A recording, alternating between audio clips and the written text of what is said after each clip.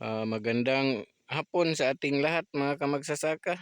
Gagawa tayo ng update dito sa ating tubono. Dito tayo nag-harvest kamakailan lang. Tsaka ito na siya ngayon mga kamagsasaka. Ito yung area natin.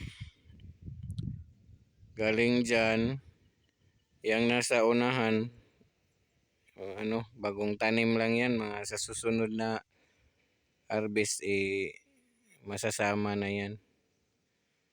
So papunta doon yung tanim natin, no. So yang dyan na parang medyo malalaki na, isa kapatid ko yan. Hindi na yan sa atin. So ito na ang kanyang mga kamagsasaka, bagong sibol. Sa ganitong stage mga kamagsasaka dapat maglagay na tayo ng abono para mas lalo siyang lalaki at saka dadami. Lalago pa kasi yan pag nalagyan mo ng abono, katulad nito. Tulad niyan mga kamagsasaka, ilang piraso lang.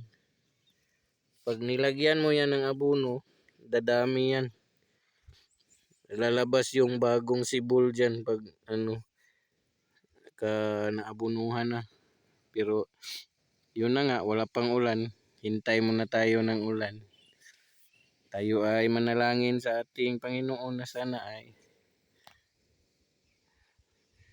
ibigay na niya ang tag-ulan para tayo ay makapagpatuloy na sa ating mga gawaing bukid.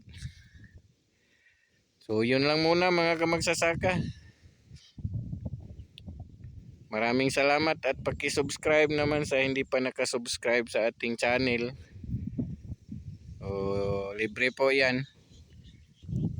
So para naman maging updated kayo, i-click nyo na rin yung notification bell na nasa ibaba. Maraming salamat. Magandang hapon ulit.